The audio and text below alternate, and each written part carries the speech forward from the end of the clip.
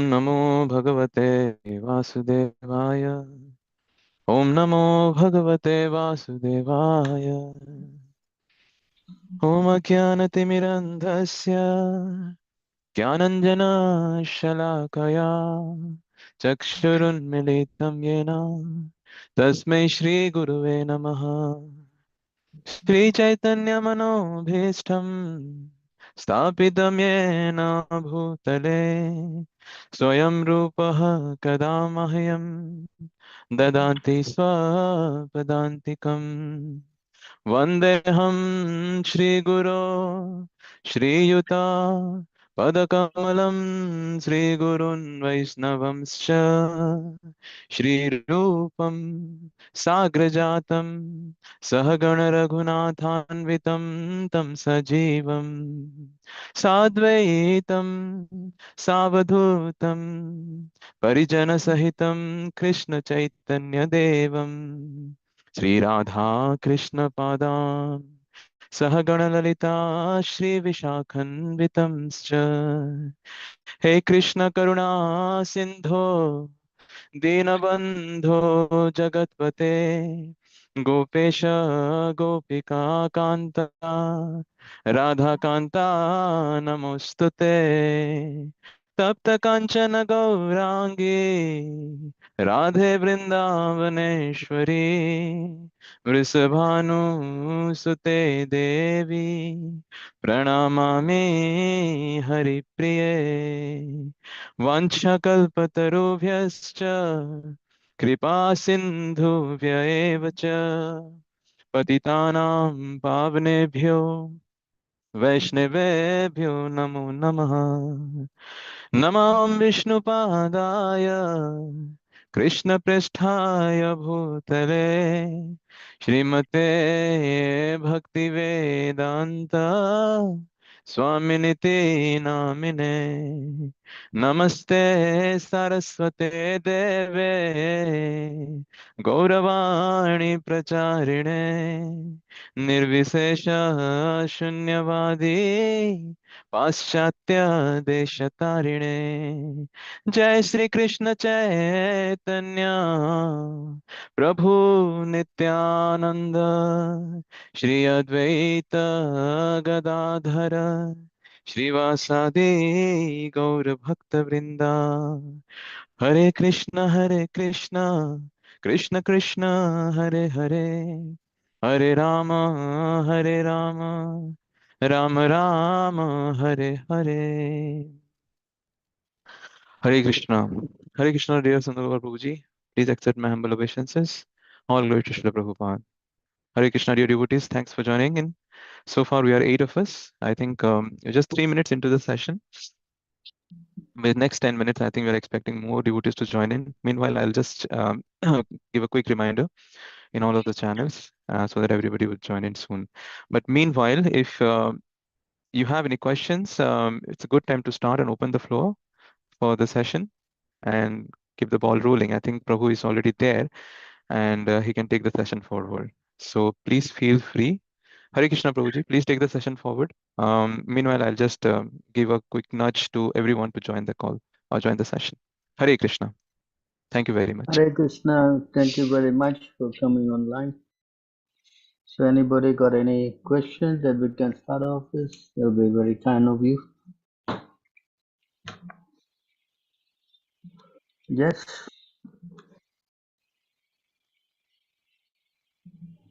Hare Krishna Prabhu. I would like to ask Yes. about this guru system in ISKCON that they are now doing the two-third voting system.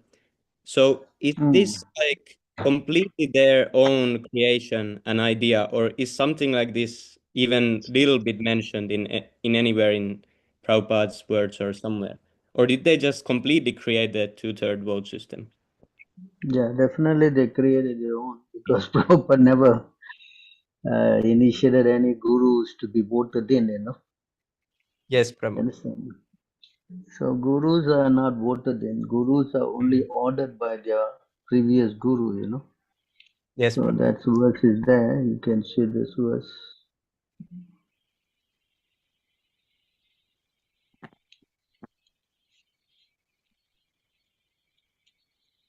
So here in this verse,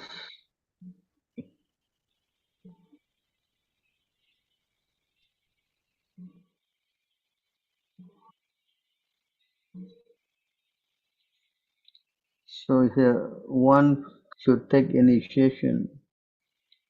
You want to read this? One should take initiation from a bonafide spiritual master coming in the disciplic succession, who is authorized by his predecessor spiritual master.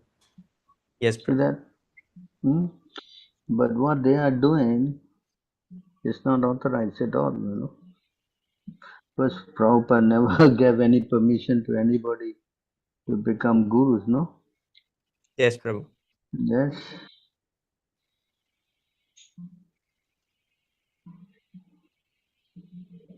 So in this verse,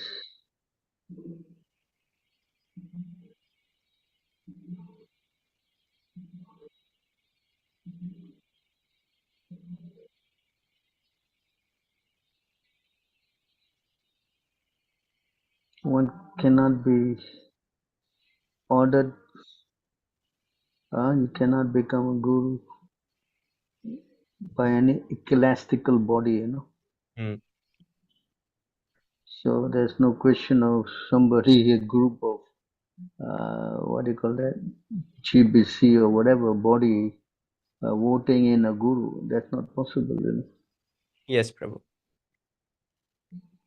Hmm? But it's interesting that they give as their strongest argument that Ritvik is not mentioned anywhere, but then they at the same time give the two-third voting system. It's like shooting yourself in the leg. You see, when you are given an order by the spiritual master, there's no question of questioning that, Yes, Prabhu. right? Now, Prabhupada said you chant 16 rounds. Did you question that? No, Prabhu. It is also not in the scriptures. Where in the scriptures it said that you can chant 16 rounds and go back to garden. You show me. Huh? Yes, Prabhu. So it is not there. So if it is not there and you are doing it because it's ordered by your guru. So similarly, the Ritvik system is ordered by the spiritual master. Why are you questioning it? Yes, Prabhu. Huh? Yeah, Why are this is you questioning it? That is my question. Correct? So yes, you correct. cannot question that. I think I gave a Bhagavatam class on that one, you know. Yes, Prabhu. Yeah, that was really nice one. So there's no question of that one try to, what you can say, question the spiritual master's decision, you know. Yes, Why Prabhu. you doing this? Why you cannot? That you can do before you become a disciple. Once you have already become a disciple, then you must follow his order. Just as much as you, why don't you start another movement, opposing the 16 round movement? If you're opposing the Ritvik movement, then you should also start what do you say, 64 round movement or something. Why don't you do that? So Yes, what is Prabhu. convenient for you, you are doing. And what is not convenient for you, you are rejecting. Why? Because here you want to become a guru so badly. Isn't that the fact? Yes, Hmm? Prabhu. You understand? So this whole thing is a farce, is a nonsense thing. What they want to do, that actually it is all because of my God brothers. They want to become a guru so bad, you know. You understand? And now their disciples want to also become gurus. So now it's continuing. They teach the Yeah, same thing. this is what it is. It's a disease, you know, because you're wanting to become a guru out of so-called without any qualification. Then what does that mean?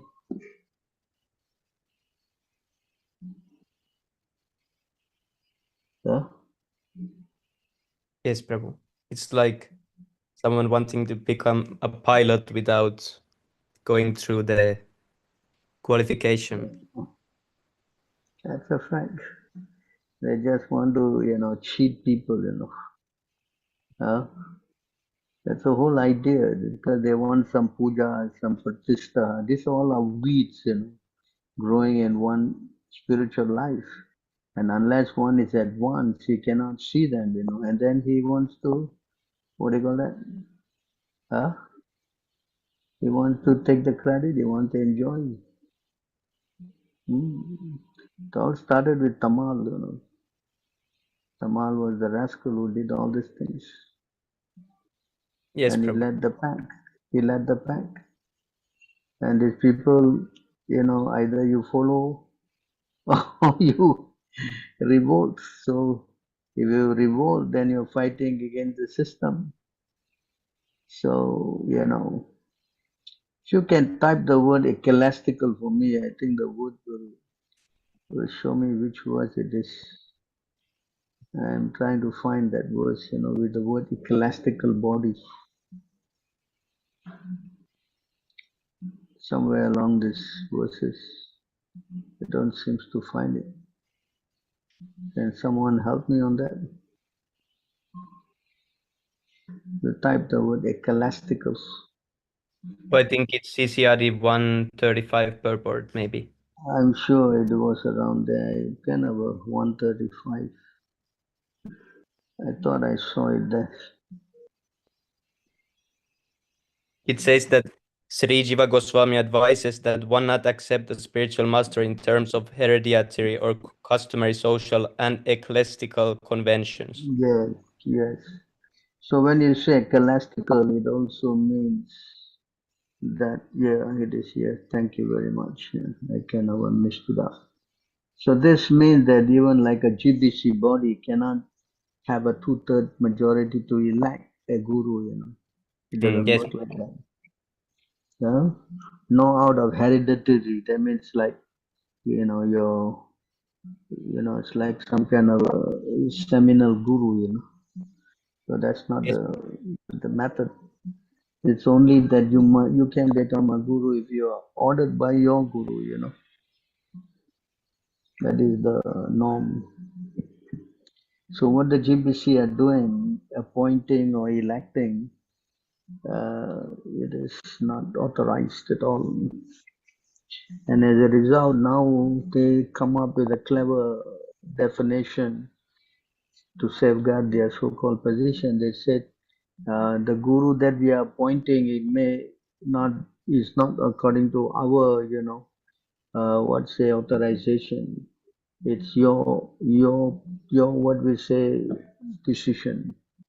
So if you get one who is rotten and falls down, so we are not to be blamed. That's what it means. mm. So can you imagine this? Yes, Prabhu. So they wash their hands of all the responsibility like this. Correct, correct. And most of them fall down because if you put in a system which is not according to Shastra, Guru and Sadhu, then definitely it will not work. Yes, Prabhu. So, as Prabhupada said, Guru cannot fall down. At least a first class and second class one will not fall down. Only third class will fall down. So if you are falling down, then what class are you? Yes, Prabhu. This is actually this guru thing has become so offensive that all downline their disciples, because of their allegiance to their so-called guru, they dare to even offend Prabhupada. Yes, Prabhu. Hmm. Yeah, that's really unfortunate. See?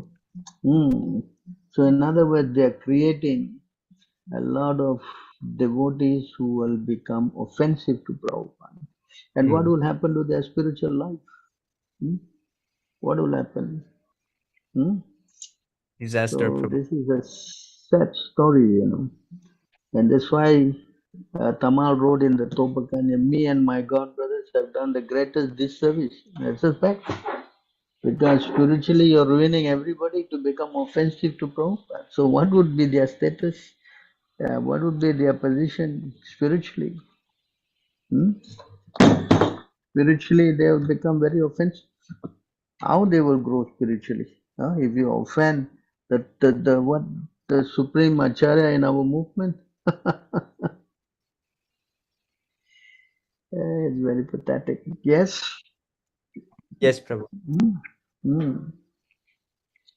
So all this guru system is completely bogus. And they say that we have created the system. No, we are not creating any system. We are just following orders. Prabhupada has given a July 9 directive. So why don't you follow that?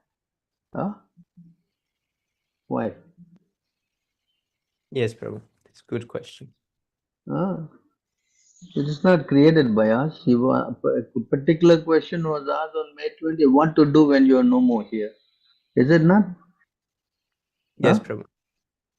So what is that you have to investigate or what fabricate or conjecture and do all kind of crazy things? When it's crystal clear, do this and you do that. Why you have to do so many other crazy things?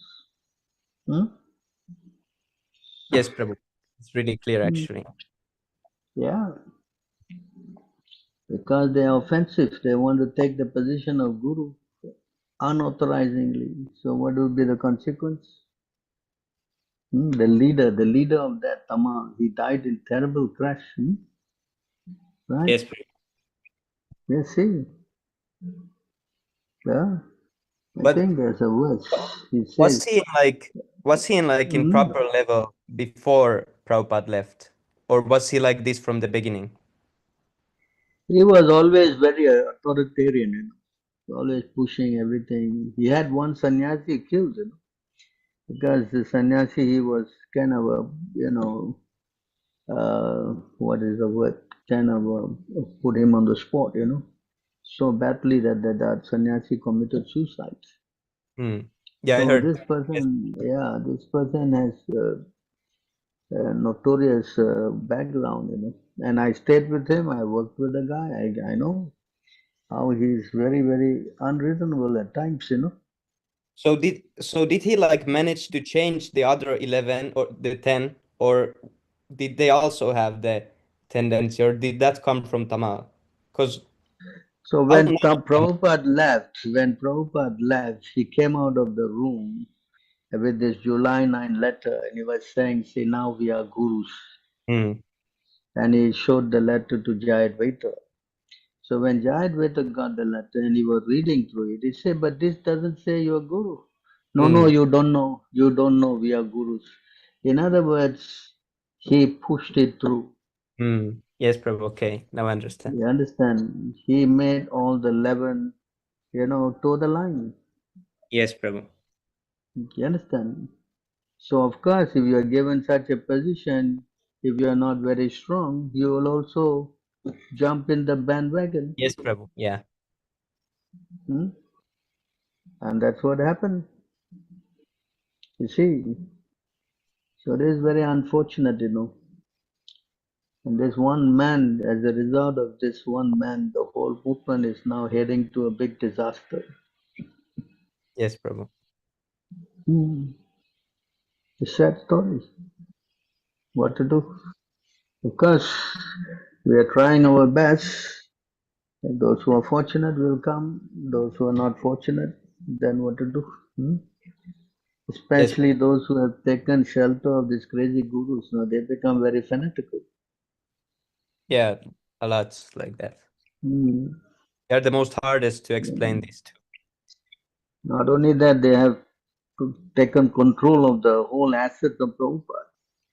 So, you know, having everything in their hands, what to do? Yes, Prabhu. So people like us who are trying to fight that, we are treated as outcasts and demons and whatnot. In their Yes, Prabhu. whole GBC system of initiation, they question the prospective disciple, and one of the most important question in that is that do you support the Ritvik thing? Do you know the Ritvik thing is aparampara, apasiddhanta, and all Yeah. that? Uh, so in other words, they're attacking only us. They're not the Gaudiya Math, or not the Yes, Prabhu. Yeah. anybody else for particular. It's only us. Why? Because they know if we take hold, then they have to go on the road with the book back, Yes, Prabhu. Yeah. and they are very frightened of that because none of them got any spiritual potency. It is like a Prabhupada caste system. If you are a Prabhupada disciple, well, that's it. You are the elite. Nobody can question your so-called, position. Yes, Prabhu. Anyway, we don't bother all this thing. We go on with our work, Yes, that's true. and the truth will shine. That's all. We become servants of Prabhupada and push on, and eventually, how long they can go on? How long? Yes, Let's that's see. what change. This court case of ruling of the ISKCON Bangalore temple has given them a big shake-up, Yes, Prabhu, definitely. Mm. And Because before, many were not, accepting what we show to them in the videos and all these things, because they say you are so small. So they look at the numbers, they see ISKCON 10 million, 5 million followers. They see us like thousands. They say this cannot be true because they have so less people, but I think it will change. I mean, people are coming because they read Prabhupada books. That's Yes, clear. Prabhu. They are fortunate. Of course, the internet plays a very big role. Many people can read all these things in privacy, and they can decide for themselves. Yes, Prabhu.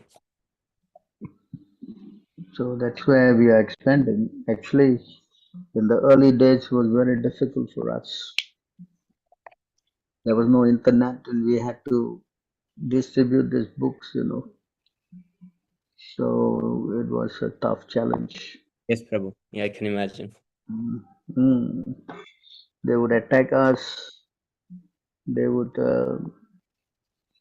ostracize. So many things they did. Anyway, at least now we don't have that kind of problems. We can try now to preach and expand our society. Yes, Prabhu. Thanks to you, you have given us this ISKM, and now we have open roads to expand. Yes, I think so. Let us push. Yes, Prabhu. Can Thank you. chanting on a neem mala completely rid a person who is chanting, starting to chant, or their sinful activities? They still eat onion, garlic, and take coffee. What is the power of neem mala? It doesn't matter on the mala, it is more on the chanters hearing the holy name. It is not because his name or tulasi that the person gets purified. The real thing is the chanting. The holy name of the Lord is what purifies the person. That's why Chaitanya Mahaprabhu, he chanted this verse,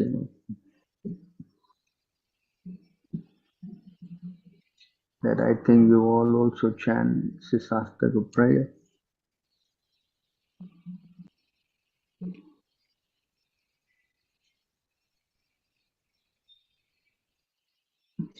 So in this prayer, Seto Darpanam Marjanam Bhavamahagni Davagni Nirvapanam Shreya Kairava Chantri Kavitaranam Vidyavada Jivan Anandam Buddhivardhanam Pratipadam Purnam Swadanam Sarvatnasnapanam Param Vidyate Sri Krishna Sankirtanam.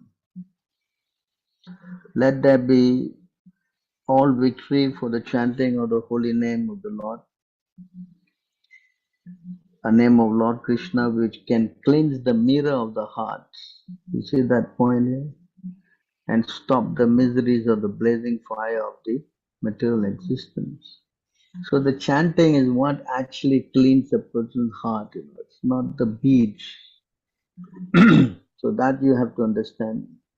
So when the person chants Krishna's name, his spiritual life starts, It is says here in this verse.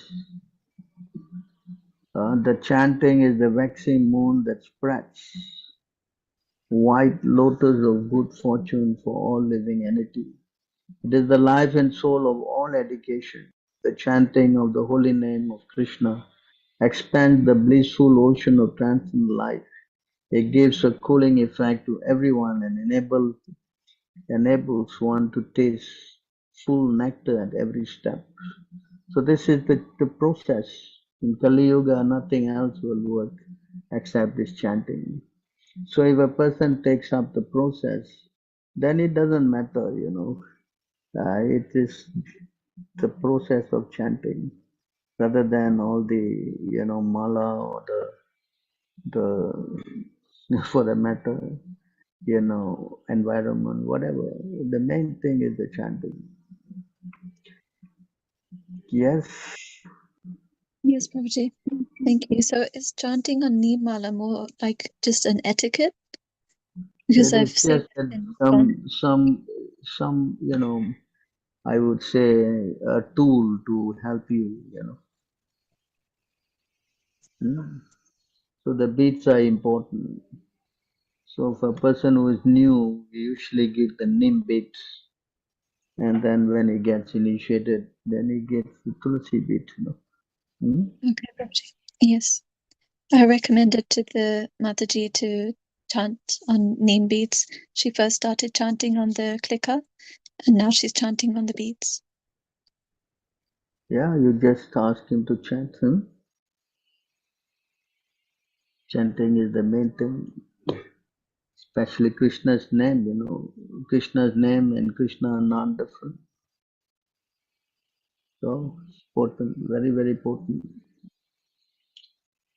So that is our job, to get them to connect to Krishna.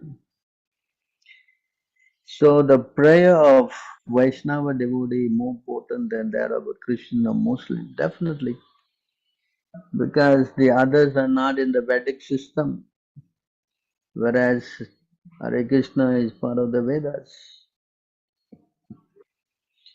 and the holy name of Krishna and Krishna are different, because the others are chanting, but they are referring to God in a very indirect manner. Father, the Creator, the Almighty, these are all not very direct names, but Krishna means referring to God, Krishna himself directly. And the power of the chanting is so potent that it immediately purifies the chanter. Whereas in the other denomination, that doesn't happen. The person may go and still commit all kind of sinful activities. It says here in this verse,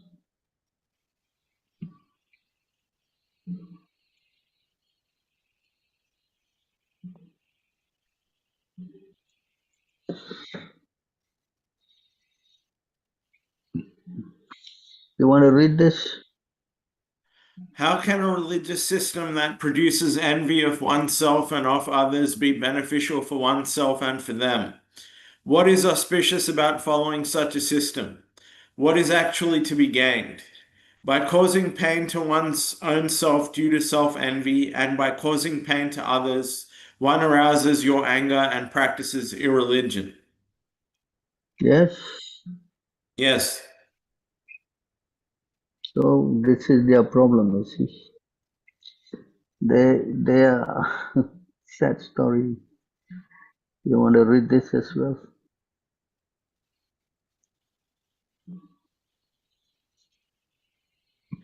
Being full of contradictions, all forms of religion but Bhagavata Dharma work under conceptions of fruitive results and distinctions of you and I and yours and mine. The followers of Srimad Bhagavatam have no such consciousness. They are all Krishna conscious, thinking that they are Krishna and Krishna is theirs. There are other low-class religious systems which are contemplated for the killing of enemies or the gain of mystic power, but such religious systems, being full of passion and envy, are impure and temporary. Because they are full of envy, they are full of irreligion. Right. Yes. So the others, I mean, sad to say, progress for them will be difficult. Practically, you can see the many dissensions in the world today, mainly it's on religious lines. Yes? Yes. And this is all due to irreligion. But if you practice real religion, then you cannot have these differences. Hmm? Yes. So you can gauge from this what is bona fide and what is not bona fide. Yes. You take up Krishna consciousness, you can see how you're getting purified. Hmm? It says here in another place,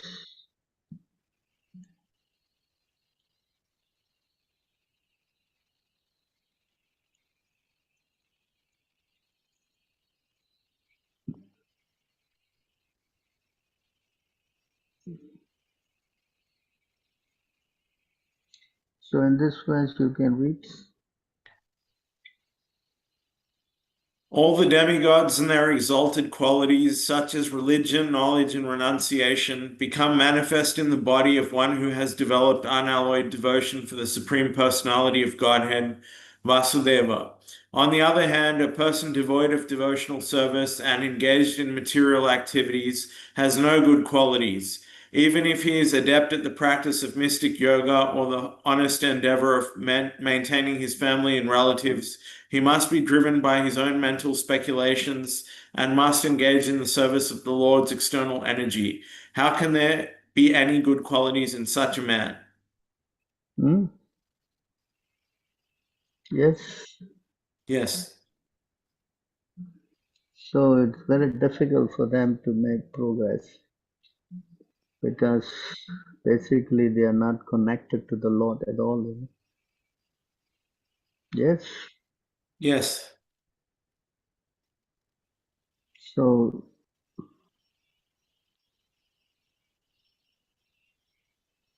Muslims are sometimes more interested in the history of Krishna more than worshipping him. Why they are interested in Krishna if they follow their religion? They claim they are happy. Sometimes they want to know so that they can try to find fault and preach against us. Hmm? You understand? They try to see the weak points in our scriptures and try to use it to preach against us. That's why they are interested in the history of Krishna. Yes? Yes, Prabhu. I on Harinam I get approached by some Muslim people, mostly like they seem like they're preachers, and they want to know more about like Krishna as a historical figure, more Yes. than the actual teachings. Yeah. I mean, unless they read Prabhupada books and then they change, that's another thing. But generally, they are very much anti-Hinduism. I mean, anything to do with Krishna consciousness. Because they think worshipping the form of the Lord is a taboo, some nonsense. That's why they're so much against the Hindus, you see. And of course, most Hindus do a lot of demigod worship, and that's against their religion, Yes. Yes, Prabhu. Thank you. Anyway, if you distribute Prabhupada books, if they read, their life may change, Yes. Yes, Prabhu. Thank you. I've been trying to just when they approach me, they ask, "Oh, is Srila Prabhupada is he the proper teacher?" And I try to explain that he is a bona fide representative. But sometimes they don't take the book. No, they don't because they're quite frightened, You understand? They think that, they will mess up their faith with their religion if they touch all these other books. So anyway, it's their choice. Yes. Yes, Prabhu. Thanks. Thank you. So what we can do, we can only try. If they don't want to accept, there's nothing we can do, no? Yes, Prabhu. I just try to answer their question, politely and make time for the other people that approach. You just tell them to chant the name of God. You chant the name Allah, you chant Krishna name. The same one God. There cannot be two gods.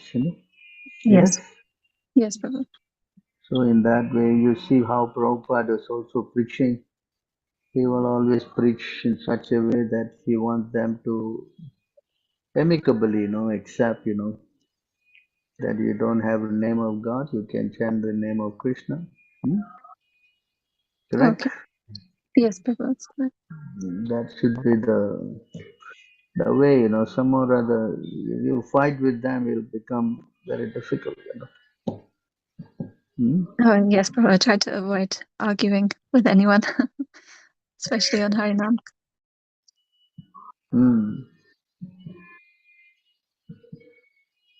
So that's how we have to understand that.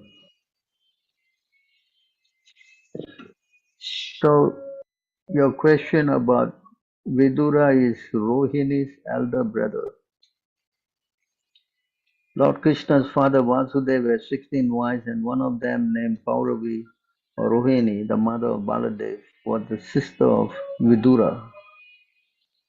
So Rohini was the sister of Vidura.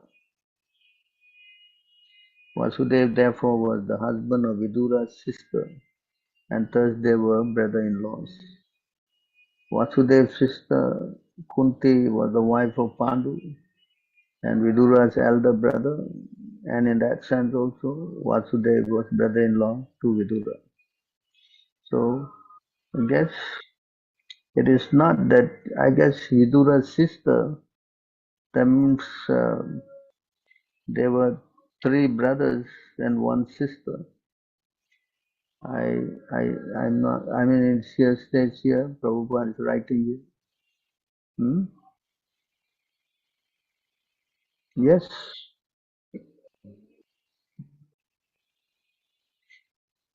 So there were three brothers and one sister.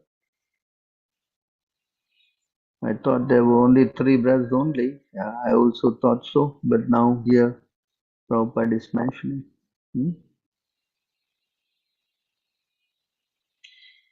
Prabhu, is there a reason? Is that Trukesh?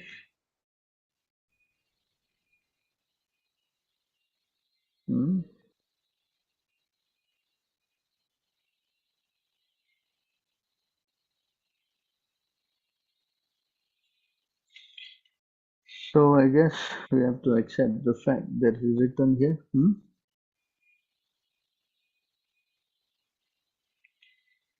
Prabhu, is there a reason why the disciplic lineage in the other Vaishnava Sampradaya break down and diminish in influence over the years without a bona fide spiritual master? I guess because Kali Yuga everything deteriorates. So because Chaitanya Mahaprabhu came in the Sampradaya and by his mercy this is going on, especially in Kali Yuga, very difficult to make spiritual advancement unless you get the mercy of Chaitanya Mahaprabhu.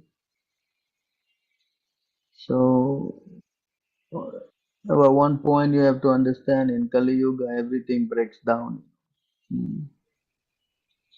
Says here,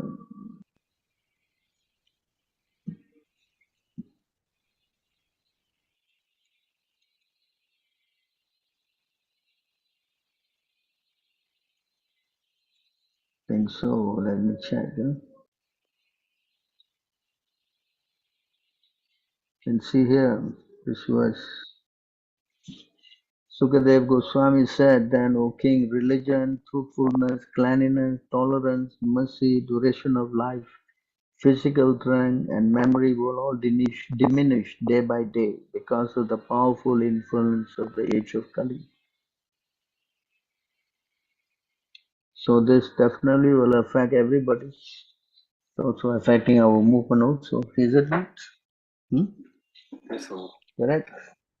I Yes, just saw that there was a kind of a debate, I think, the moderate and the orthodox in ISKCON. Huh? What is this moderate and what is this orthodox? Huh? That means those who are what? Compromising. Correct? Yes, Prabhu. So if you go on that line, then what will happen? Everything will be finished. Yes? Yes, Huh? Prabhu. Like ISKCON Bangalore is slowly moving towards the Sri Vaishnava mode of worship, and they are not Yeah. following Prabhupada.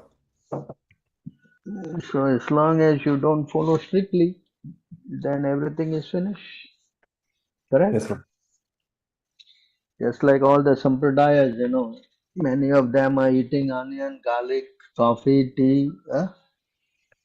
Yes, Prabhu. Yes. So when you come to that, then how you can get the spiritual strength? That's why we have to be very careful. We cannot deviate. Huh? Like I Yes, heard in ISKCON, they say eating chocolate is all right. Yes. yes, Prabhu. Not all right. Hmm. So like that, one thing after another thing will come. Then how you will become strong.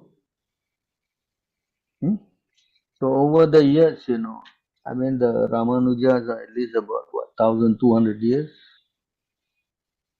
You can see their position now. I'm sure the others are also pretty much in the same standard. Because Prabhupada came. Otherwise, what will we all be doing? Correct? Yes, Prabhu.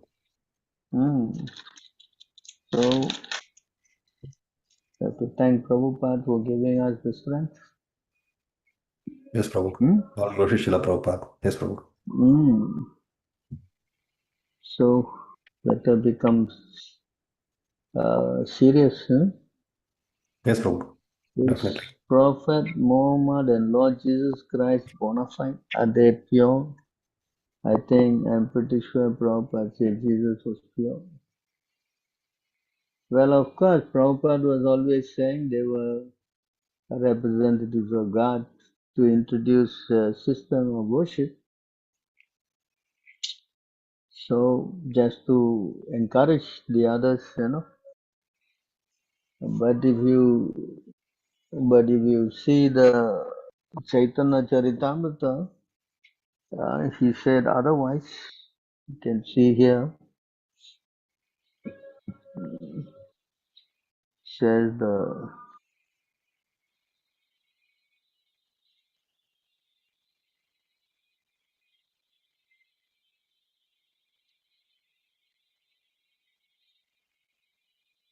so in this verse you can see.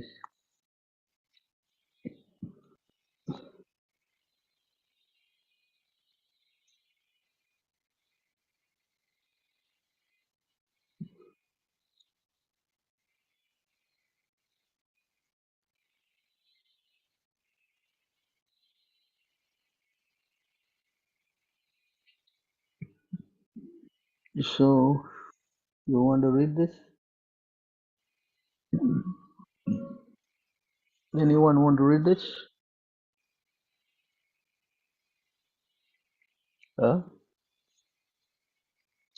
Any volunteers? Hare Krishna Prabhuji, I can read. Yeah. I put, in our practical preaching work, we meet many Christians who talk about statements of the Bible. When we question whether God is limited or unlimited, Christian priests say that God is unlimited. But when we question why the unlimited God should have only one son and not unlimited sons, they are unable to answer. Similarly, from a scientific point of view, the answers of the Old Testament, New Testament, and Quran to many questions have changed, but a Shastra cannot change at a person's whim. All Shastras must be free from the four defects of human nature. The statements of Shastras must be correct for all time. Yes. Yes, Prabhu. You want to read that? Continue. The Shastras of the Yavanas or meat eaters are not eternal scriptures. They have been fashioned recently, and sometimes they contradict one another. The scriptures of the Yavanas are three: the Old Testament, the New Testament, and the Quran. Their compilation has a history. They are not eternal like the Vedic knowledge. Therefore, although they have their arguments and reasonings, they are not very sound and transcendental. As such, modern people advanced in science and philosophy deem these scriptures unacceptable. Oh, yes, it's very Yes. clear.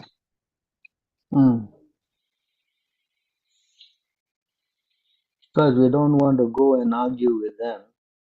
We want to encourage them to chant. And for doing that, Haridas Thakur was beaten in 22 marketplaces. Understand?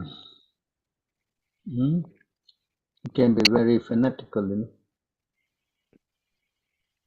Yes. Yes, Prabhuji. Is there any one or Prabhupada book that we should read more than the others above all the others? Is there one book dictated by Prabhupada that is more important than all the others? Because you have to read systematically. He did not particularly say one book, but he said that we should read these three important books for preaching purpose, Bhagavad Gita. I think this is the verse. Let me see.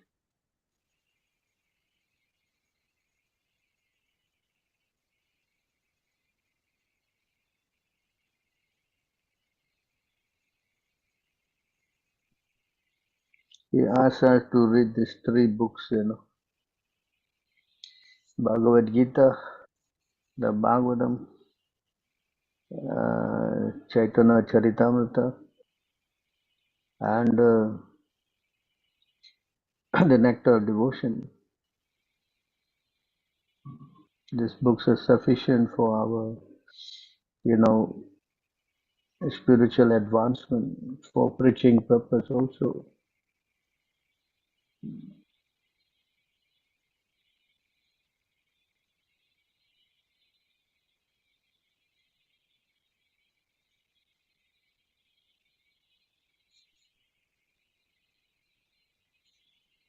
Sorry to go back.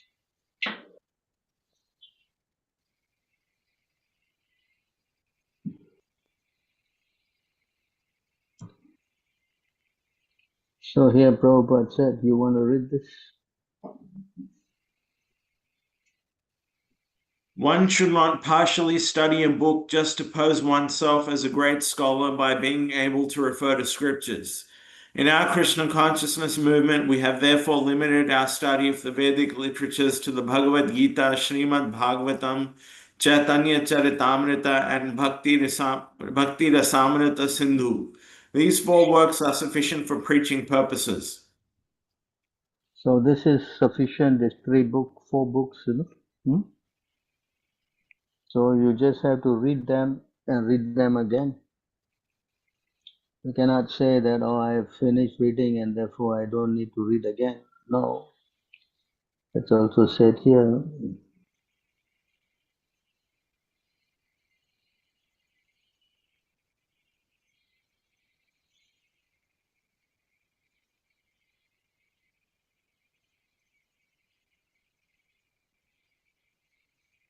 You want to read this? Another specific description here is Shrinvan Bhagavato Bhikshnam Avatara Kathamritam. It is not that because one has once finished Bhagavad Gita, he should not hear it again. The word abhikshnam is very important. We should hear again and again. There is no question of stopping. Even if one has read these topics many times, he should go on reading again and again because Bhagavad Katha, the words spoken by Krishna and spoken by Krishna's devotees about Krishna are Amritam nectar. The more one drinks this Amritam, the more he advances in his eternal life. So we should carry on like that, no? Read it again and again. My Right. question is, one follow-on question I had was, it's just very overwhelming because there's so many books. There's 60 to 80 books that Prabhupada wrote, so it can become overwhelming to read all of them. Well, you can just read these 4 books. You're pretty much covering everything already. All right, Yes. all right. If And you what read the about Gita, the room conversations and the lecture transcripts and the letters and so forth? Are they also necessary, or are they secondary? they are also very important. Because anything with the spiritual master, it's all very potent, Yes. So you can see here in this verse. You want to read this? Sri Bhaktisiddhanta Saraswati Goswami Maharaja comments in this connection, one can become perfectly successful in the mission of his life if he acts exactly according to the words he hears from the mouth of his spiritual master. This acceptance of the words of the spiritual master is called Shrota Vakya, which indicates that the disciple must carry out the spiritual master's instructions without deviation. Srila Vishwanatha Chakravarti Thakura remarks in this connection that a disciple must accept the words of his spiritual master as his life and soul. Sri Chaitanya Mahaprabhu here confirms this by saying that since his spiritual master ordered him only to chant the holy name of Krishna, he always chanted the Hare Krishna Mahamantra according to this direction. Krishna Mantra Japa Sada E Mantra Sara. So you see, that's the point. Anything that is coming from the mouth of the spiritual master is called Srauta Vakya, So his letters, that's why Prabhupada had everything taped, Yes? Yes. Hmm? But what I So, wanted to ask specifically was like, what if we just read the books and like, I know this is not good, but what if we just read all of Prabhupada's books, but neglect the room conversations and the lecture transcripts and the letters and so forth? Is it okay just to read all the books and neglect the rest of his Vani? I think you should have no problem if you keep reading all the books. Because whatever Prabhupada spoke in the letters or conversation is all pertaining to the books only, no? So are you Yes. saying there's nothing to read beyond the books? I would not say just that. I would say everything from Prabhupada is equally important. But if you were saying that you just want to read the book, there's no harm. You just read the books. It's just the books are more easily accessible. Yeah, you can just read Prabhupada's book. As he says, there's 4 books are very good for preaching purpose. But sometimes Or you want to hear some instruction that specifically Prabhupada said in the conversation or in the correspondence, that adds a little more weight. yes, yes, Mm. So that way your faith also strengthens. Because sometimes yes. Prabhupada may not say that in the books. Like, for example, they argue with me, can you pick out any book on the shelf of Prabhupada and say that the Ritvik is there and it's bona fide? So, of course, in the books of Prabhupada, there is no Ritvik mentioned. Of course, the word Ritvik is mentioned, but saying that it is the system that he wants to introduce, that is not there. But then this same message is there in the July 9 letter. Right? Yes. So that makes the letter very, very important. Correct? Yes. So like And that, you also, may find. Tell me.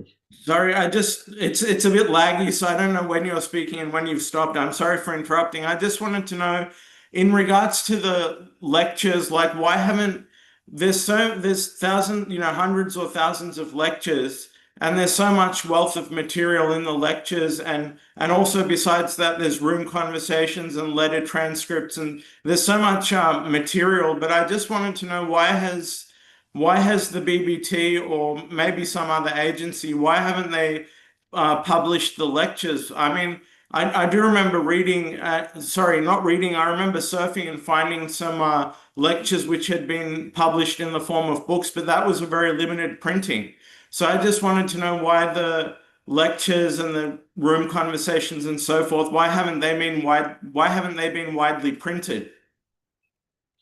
Well, you see, Prabhupada wanted us to distribute his books, and that's priority. Of course, you can always download all his classes, they are all there. Soft copy in the folio program, all his lectures, his letters, his correspondence are all there in the archives.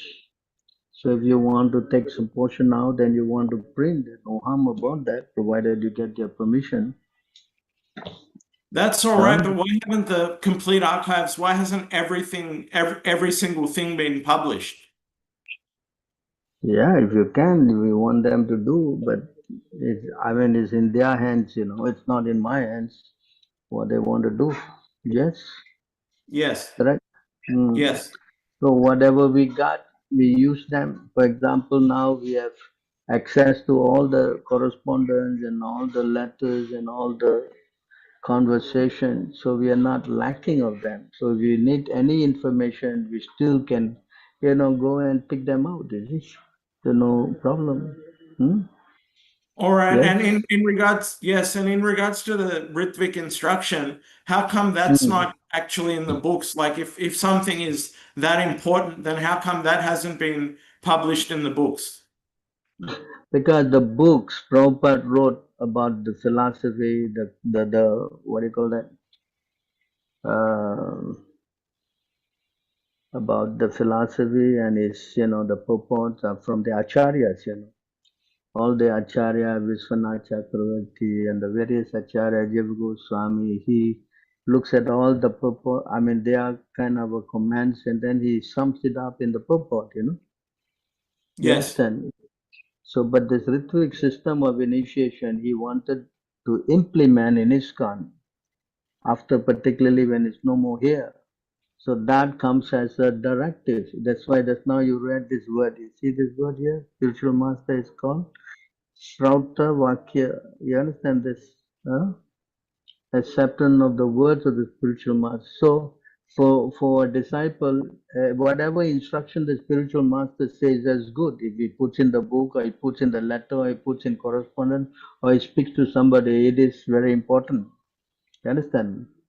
Sometimes, sometimes it's not practical for him to put the Ritvik thing inside the Bhagavatam or the Bhagavad Gita or whatever, no?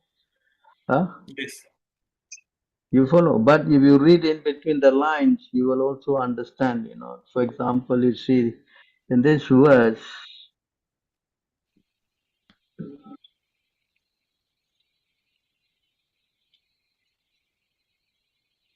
so in this verse, in the Bhagavatam, Prabhupada said, you see here, very important purport, translation.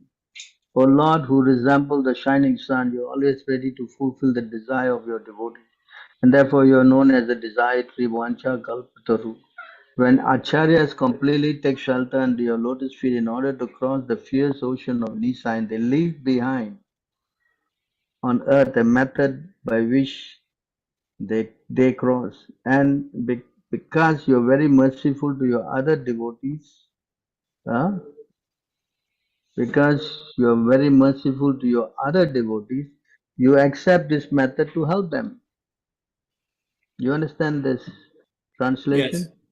yes, And then Prabhupada says here that,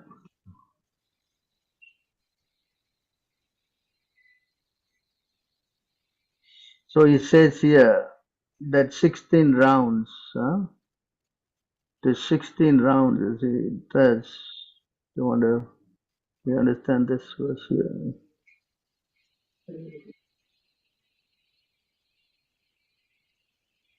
What's going up here? It says here in this verse, thus their devotees have been advised in our Krishna conscious movement, the same path is being prescribed and followed. Thus, the devotees have been advised to refrain from 4 sinful activities, illicit sex, intoxication, meat eating, and gambling, and to chant 16 rounds a day. Now he adds this line. These are bona fide instruction. Yes? Yes. Huh? How is it bona fide? Because in the Shastra there's no 16 rounds.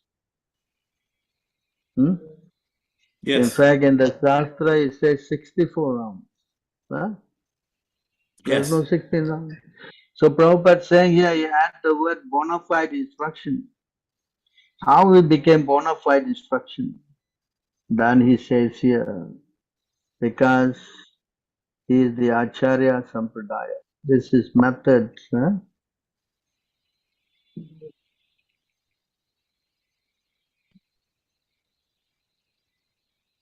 This method that he has given, this is method is called Acharya Sampradaya. You understand? Yes. So he called this Acharya Sampradaya. What does Acharya Sampradaya mean? That means Acharya gives the suitable method for crossing. So he is authorized Acharya. Therefore, he can make the necessary changes. You understand? Yes. Because he is the Acharya Sampradaya is strictly bona fide. Therefore, one must accept the Acharya Sampradaya, otherwise one's endeavor will be futile. You follow? So if you accept 16 rounds from Prabhupada, then you must also accept the retreat system that is given. Yes? Yes. You cannot question that. That's not possible. The actual concern I also wanted to highlight, and I'll say this in closing, but it's just I do know ISKCON devotees. I know a few of them. They read the books frequently and they practice the process, but they know nothing of the Ritvik instruction simply because they don't do any research and they don't look beyond the books. So that's why I thought it was a bit alarming that the Ritvik instruction wasn't so explicitly stated in the books. I mean, I know you indicated that it's referred to in the books, but it's still not so explicit. And in regards to these ISKCON devotees that I know, they do read very frequently, but they're still not knowing or they're not exposed to the Ritvik instruction because they don't do any research beyond the books that they read. No, but because they are already brainwashed to think that the Ritvik is not bona fide. You understand? Yes. Yes. That the whole thing in their camp is Ritviks are upper sampradaya, they are demonic, they have no guru, and all kind of crazy things have been fed into their mind. They are poisoned. Yes. You understand? So when you offend the spiritual master, then all this knowledge is obscured. You cannot see through. You understand? Yes. So that's what's happening there. Whereas if you are a devotee of Prabhupada, then yes, you can see why we are pointing out all these things. Why we are seeing and they are not seeing. Huh? Yes. Correct? Yes. Yes or no? So because they are, this is says here, and there's another verse here. The moment you offend the spiritual master, which they are doing, and the first thing you lose is this knowledge. See here.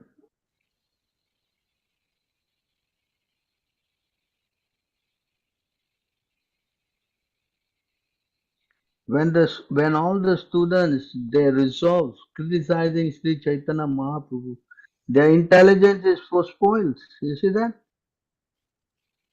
And thus, although they were learned scholars, because of this offense, the essence of knowledge was not manifest in them. And these guys, they have offended Prabhupada. So Yes. naturally, their knowledge is finished, even though they may be learned scholars. No? I just, Yeah. the reason I brought all this up was because I just want everyone with any affiliation to ISKCON, I want all of them to know about the Ritvik instruction because, everyone deserves to know. Yes, everyone should know this. Because if you offend the spiritual master, then you lose all your knowledge.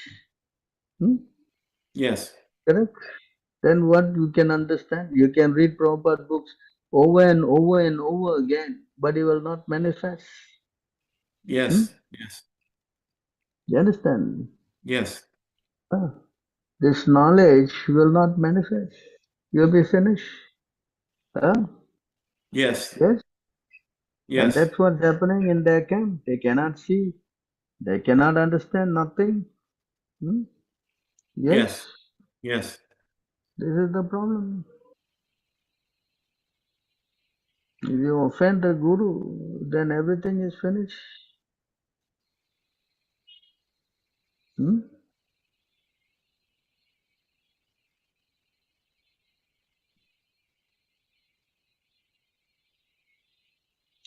The spiritual master is as good as the Supreme Personality of Godhead, and therefore one who is very serious about spiritual advancement must regard the spiritual master in this way. Even a slight deviation from this understanding can create disaster in disciples, Vedic study and austerity. Yes? Yes. So what to say? Why you can see and they cannot see? Same book, not different book. Correct? Yes. Yes. Ah. Because Krishna says, because you are my devotee and my friend, therefore you can understand the secret. Huh? Correct? Yes. Yes. The Bhagavad Gita, Krishna said this, no?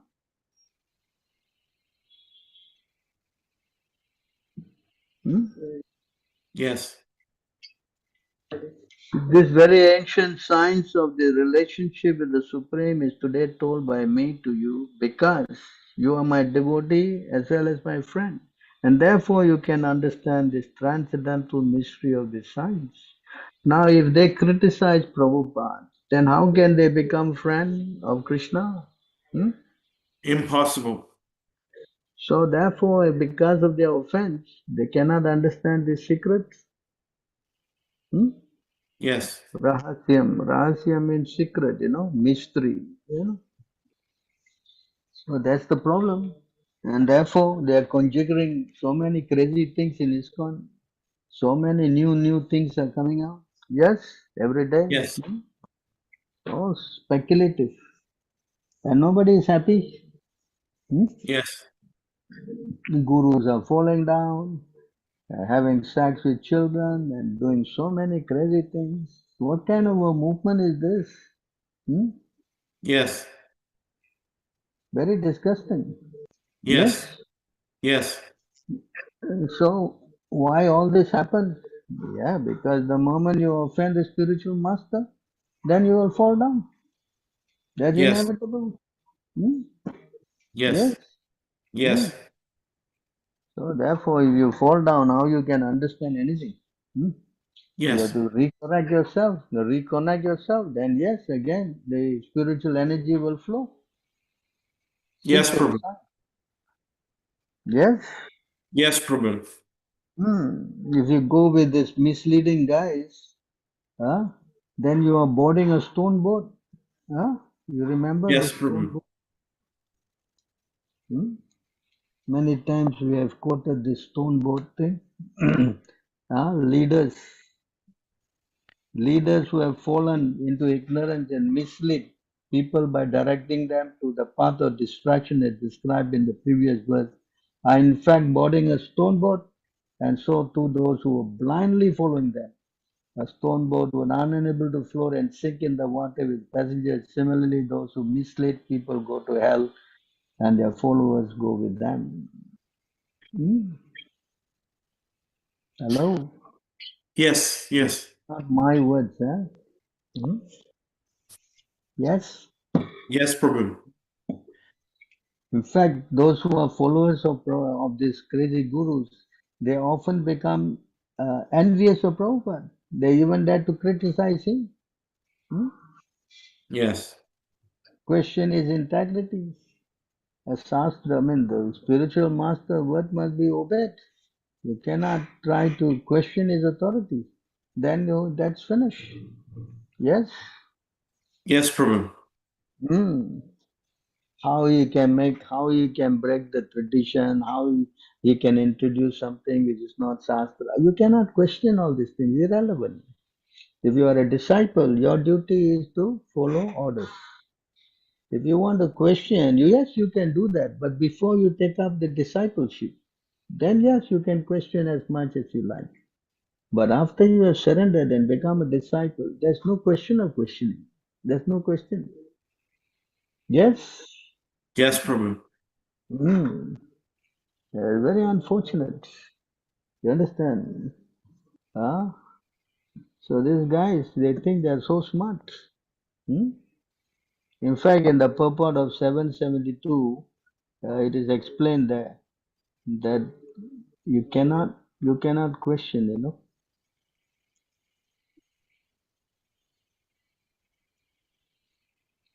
So in this verse,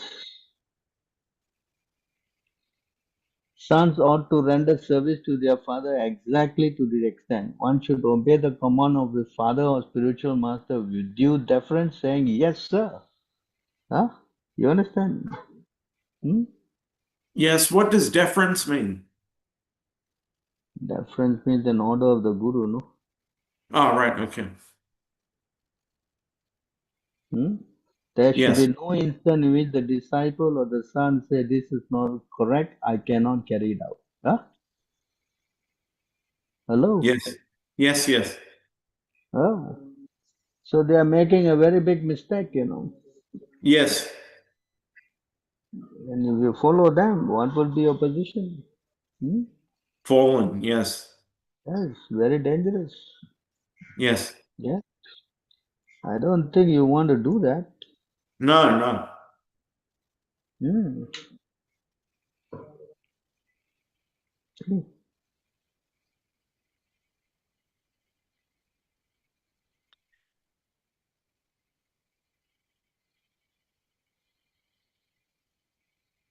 So you see here, one must should strictly follow the orders of the spiritual master.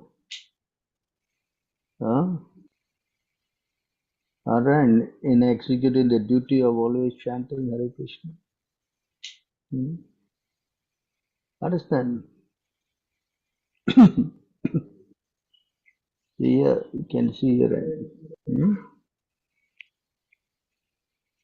want to read that?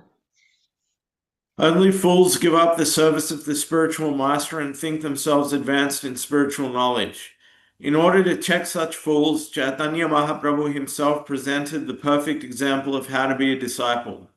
A spiritual master knows very well how to engage each disciple in a particular duty, but if a disciple, thinking himself more advanced than his spiritual master, gives up his orders and acts independently, he checks his own spiritual progress. Yes. Yes. Yes, yes. Understand? This is what's Yes. happening in their camp. They're given up. They think they are more advanced, questioning Prabhupada. Yes. Every disciple must consider himself completely unaware of the signs of Krishna and must always be ready to carry out the order of the spiritual master to become competent in Krishna consciousness. Huh? Yes. Right? As disciple should always remain a fool before his spiritual master. Huh? Yes. You understand? So this is what's happening there. They all think they are in a higher position to question Prabhupada's order. This is pure nonsense. Huh? Yes. You understand? Yes. So we cannot, we don't want to go there. This is dangerous. Hmm? Yes. Yes? Yes, Prabhu. Hmm. I don't think we should do that. Yes. Hmm? Prabhu, regarding offering Bhoga after doing it, is it okay that other devotee will do the Gayatri instead of that someone who did the offering? Or whoever do the offering will do the Gayatri right away? No, the one who is offering should do the Gayatri. Why get someone else to do Gayatri? I don't understand this. If you're offering everything completely. Why you have to get somebody to Gayatri, someone to clean the plate, someone to, then someone else eat? Is this a fact? Hello? Huh? You offer it properly with everything. Yes? Hmm? Yes, Prabhu. Prabhu, I'm at school. Sorry, if I can't read Prabhu, please forgive. All right, no problem. You don't have to read. Does ISCAM have any literature like a manual on Vaishnava etiquette? I found Bhakti Charu Swami published one document, but is that bona fide for us to follow? It is the most unbona fide to follow. Huh? These guys have gone against Prabhupada, and this is the most unethical Vaishnava etiquette. Why you should read something from these rascals? Hmm? Yes? Yes, Babaji. Yes, I won't read it. Somebody sent it Yeah, to me it's better to read when I asked. Prabhupada books or Prabhupada letters and Prabhupada's correspondence. They have so many instructions to the devotees on behavior. Better you read that. Huh? Oh, And if yes, you're Babaji. not clear, you can always ask the question to all the devotees in our ISKCAM. They will be able to help you. Hmm? Yes. Oh, okay, Babaji. Yes, Babaji. Or NOI, NOD enough to understand Vaishnava. I mean, you just plenty of books, you know. If you read, you gradually you will understand more and more. And not only that, automatically you will develop all these good qualities also. Hmm? Yes. Okay, Babaji. Thank you. The more you practice Krishna consciousness, the more all these things will manifest in your heart. Just like simple example, the moment you became a devotee, then you also gave up all your bad habits like eating meat, illicit saga. Is it not? Hmm? Yes, Babaji. So by time you will also develop as you will become more and more, you know, serious in spiritual life. Then all these things will gradually become more visible in your character. Hmm? Okay, Babaji. Yes. Thank you. Don't have to kind of worry about it so much. Huh? Yes. Okay, Babaji. Thank you. Yes. Any other questions?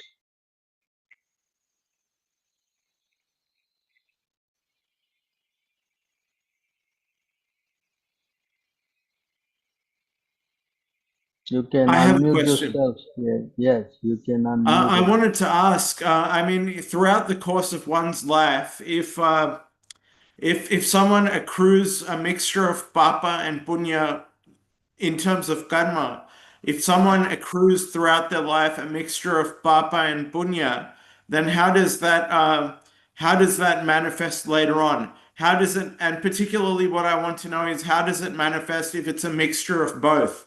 A mixture of both papa and punya, how does that manifest later on?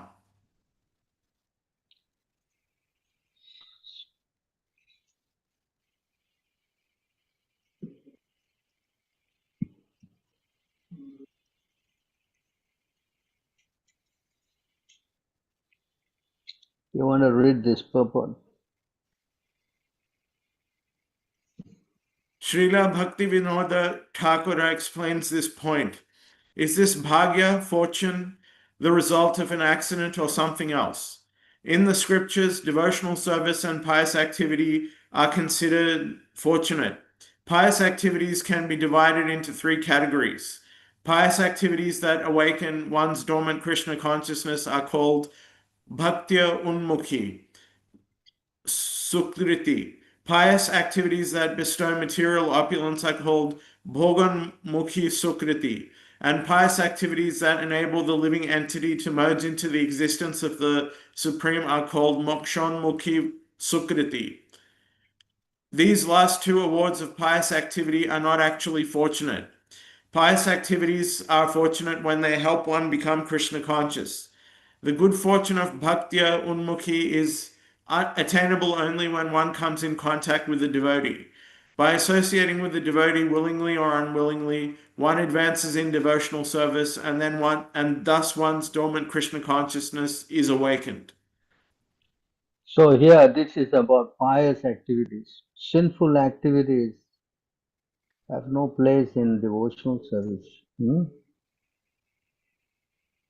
understand? Yes. So we don't want to mix up this piety and sinful activities. So by acting in Krishna consciousness, you stay clear from this. We call in Sanskrit vikarma. There's karma, there's vikarma, and there's akarma. So by doing activities in Krishna consciousness, you're getting yourself free from sinful activities. Whereas by acting in sinful activities, you are actually developing a consciousness to become demonic. You understand? Yes, yes. So therefore, you should not commit vikarma. All right, Impact. following on from that, what about, the neophyte devotees? Say there's neophyte devotees who aren't initiated and they're doing things like drinking coffee or eating onion or garlic, or like that was an example given earlier by I think Nina. But like if there's a neophyte devotee who's not initiated and who dies in that consciousness, who does sinful activities, but is also chanting Hare Krishna, then how does all of that karma manifest in the future lifetimes?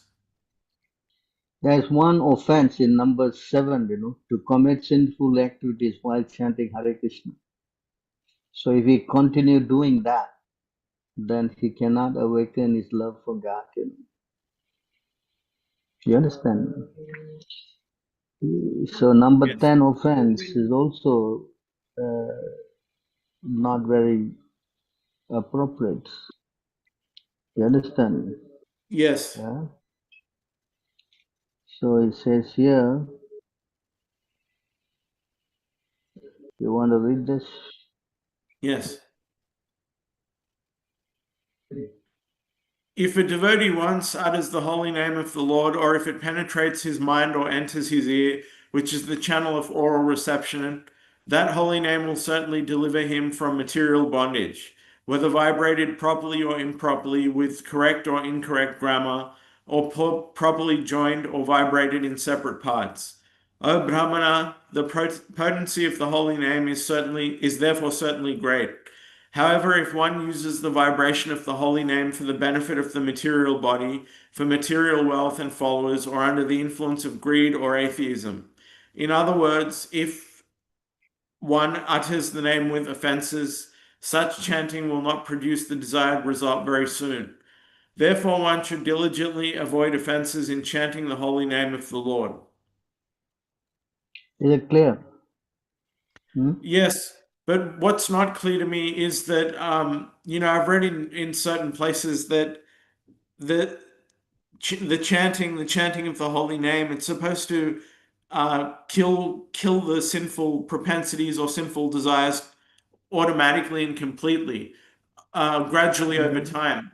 Um, you know, is this true? No, Because, I find with myself and also with a lot of neophyte devotees, we're still, I mean, to be honest, it's hard to tell you this because you might admonish me, but, there's still sinful activities going on. There's still sinful habits. So myself and some of the neophyte devotees I know, we're chanting, but the sinful activities and sinful propensities are still there. So will these propensities vanish after a particular point in time through the chanting of the holy name?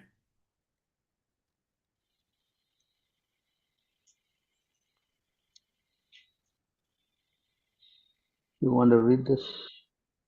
One should learn how to associate with the devotees of the Lord by gathering with them to chant the glories of the Lord. This process is most purifying. As devotees thus develop their loving friendship, they feel mutual happiness and satisfaction. And by thus encouraging one another, they are able to give up material sense gratification, which is the cause of all suffering. You understand that? So if It's like someone is not getting the strength to overcome his temptation, then he should go and seek association of stronger devotees. You understand? And if he does that, then they will be able to help you become spiritually, I would say, strengthen you spiritually. Yeah, what's just more like this important? verse. Is the chanting more important or associating with devotees to get rid of the sinful propensities? What's more important, the chanting or associating with devotees? Associating with devotees will give you the strength to overcome all these anarthas or bad habits. All You right, understand? that's clear. Without associating with devotees, it's very difficult, you know. So I See here, mean, this is what am I supposed to do if I'm in the atmosphere of the karmis? Like if I'm trapped in an atmosphere where I have to constantly interact with karmis, then what hope is there for me? well, first and foremost, you try to uh, try to get to some association if you can. That'd be the best for you, you know. If you can get it on yourself, then you find it difficult, then that only cause is to go and associate with like-minded devotees, you know. By staying with them, you get protected from doing all these bad habits. You can see in this verse and read. The devotees of the Lord, peacefully fixed in absolute knowledge, are the ultimate shelter for those who are repeatedly rising and falling within the fearful ocean of material life. Such devotees are just like a strong boat that comes to rescue persons who are at the point of drowning. See that? So if you can somehow or other team up with some devotees, that will be the best solution. That's why Yes, Prabhupada created temples, you know, why? You just get devotees to associate, and by the stronger devotees giving shelter to weaker ones, and the weaker ones eventually becoming strengthened, then yes, everybody lives very peacefully and happily. yes, You understand? So, but if you don't, then it'll be difficult, you know. yes, Correct? Then you get yes, demoralized, and then you don't want to do, and that way you finally may give up your Krishna consciousness, which yes, is very detrimental. yes, That's why it says association and devotees is the most crucial. yes, Huh? Even if you are advanced, it says association is still very important, you yes. know.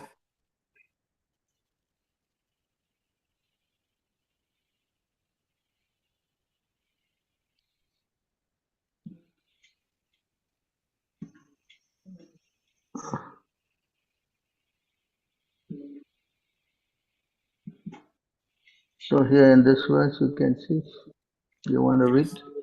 The root cause of devotional service to Lord Krishna is association with advanced devotees.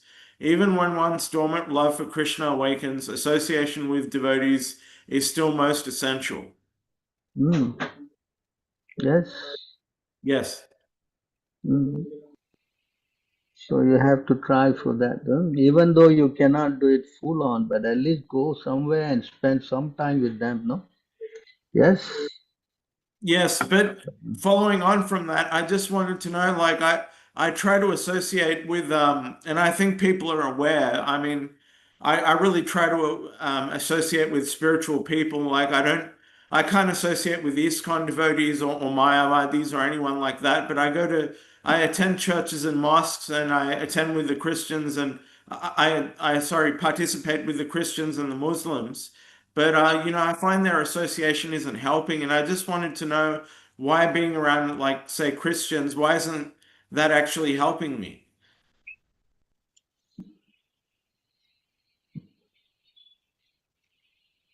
You want to read this? It is better to accept the miseries of being encaged within bars and surrounded by burning flames than to associate with those bereft of Krishna consciousness. Such association is a very great hardship. Hmm? Yeah? Yes. Understand?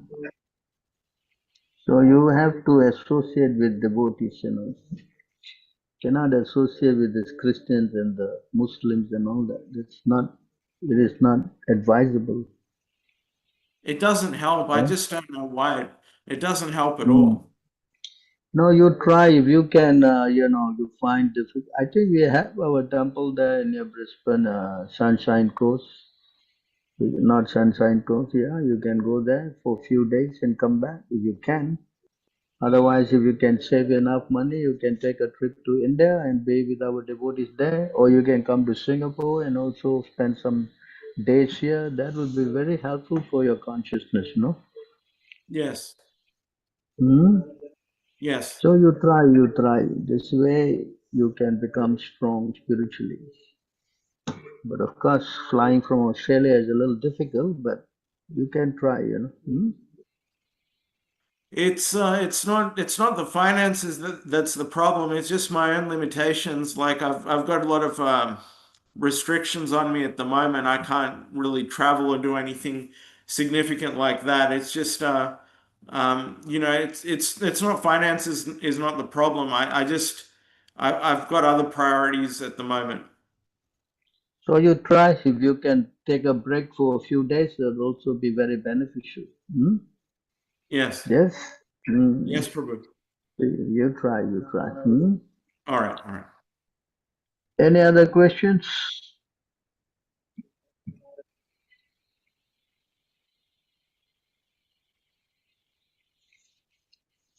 Anybody else got anything to add or say?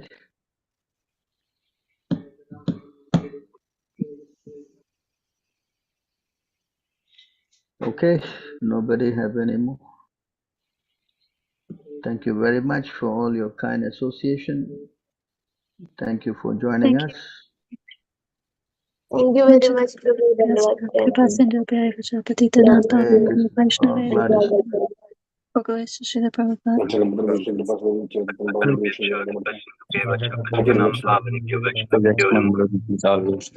Thank you so much for giving us suggestion, Prabhu. Hari Bol, Hare Krishna. Hare Krishna, Ram Ram. Seventh जो no हरे राय बोल. Swami Prabhu. Ram Ram. Hare Krishna, Ram Ram. Hare Krishna, Hare Krishna, Krishna Krishna, Hare Hare, Hare Ram, Ram Ram, Hare Hare.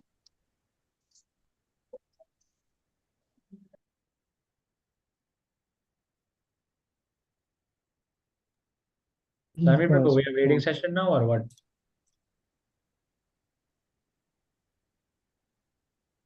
I guess not.